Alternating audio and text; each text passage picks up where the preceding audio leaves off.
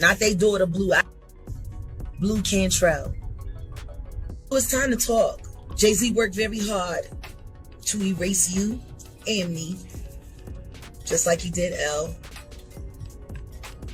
just like he did his relationship with R. Kelly, just like he did his relationship with Aaliyah. Blu Cantrell has recently decided to speak out about the challenges she faced in her career, particularly regarding her relationship with Beyoncé and Jay-Z. According to Cantrell, tensions arose between her and Beyoncé due to her admiration for Jay-Z, which Beyoncé did not appreciate. In addition to this personal conflict, Cantrell also accused Beyoncé of imitating her style and appropriating her work.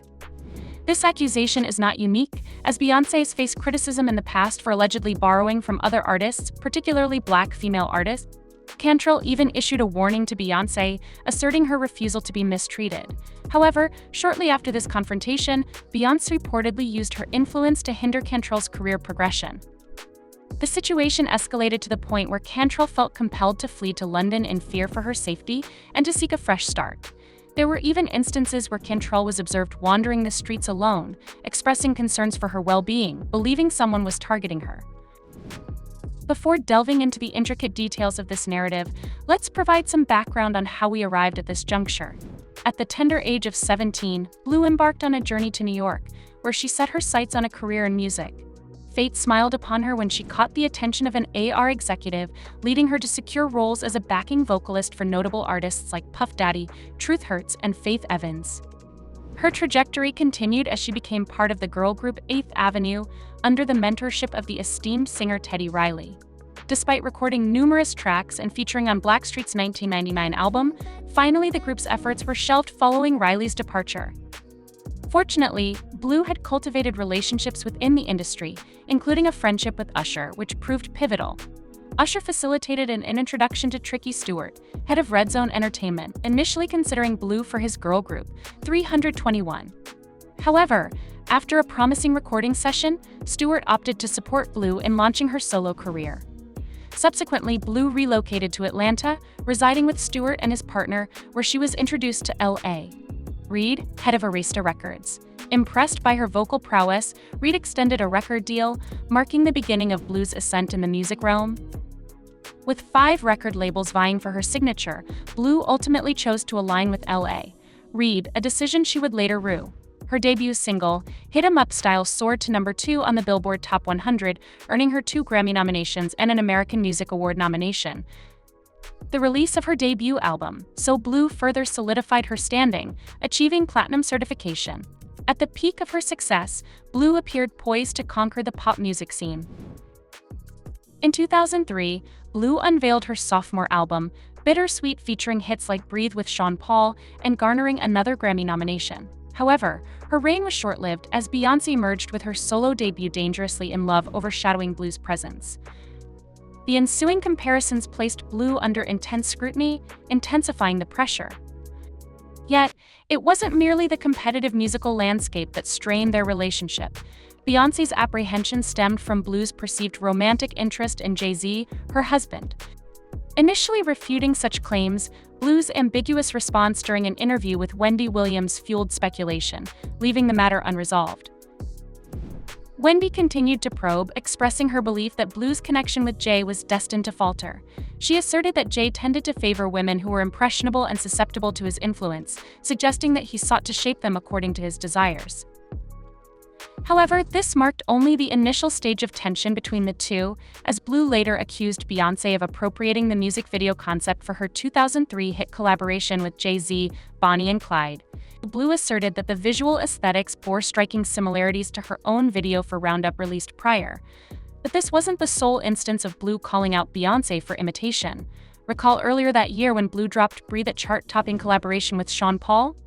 Well, shortly after its release, Beyoncé unveiled her own collaboration with Sean Paul titled Baby Boy. Speculation arose that Beyoncé was intentionally mimicking Blu's success, an insinuation reinforced when Beyoncé seemingly referenced Breathe with the lyric "Let Me Breathe." The parallels didn't end there. Beyoncé's debut album featured a track called Signs, where she appeared to allude to Blu and Jay's relationship dynamics with lines like "I was in love with a Sagittarius.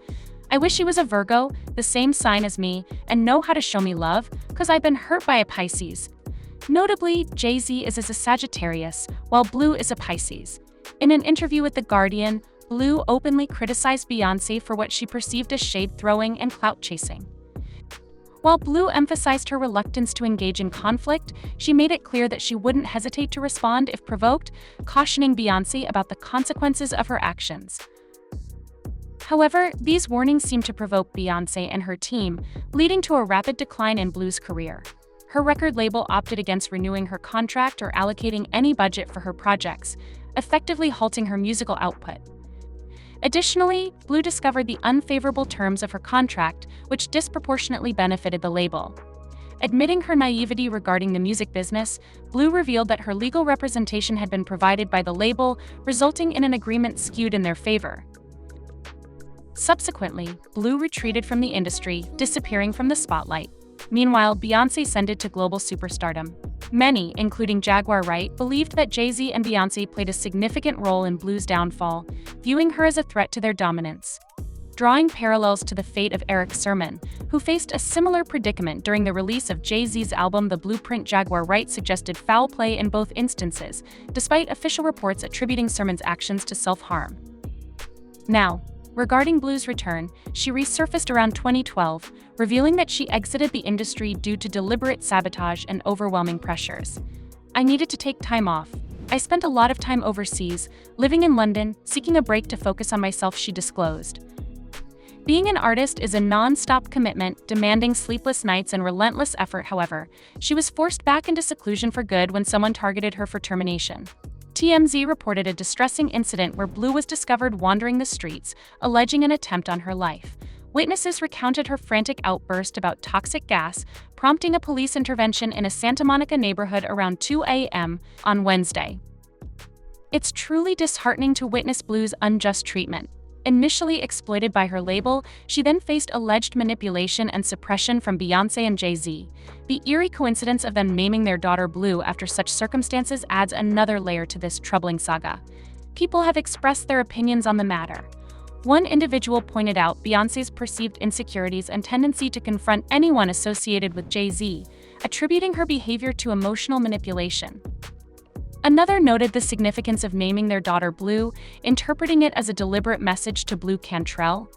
This narrative of intimidating and eliminating competition echoes through various instances in the industry, with several artists meeting unfortunate ends or career downturns. Now, the question arises, is Beyoncé truly accountable for Blu's downfall? Share your thoughts in the comments below, and while you're at it, don't forget to check out this other intriguing video.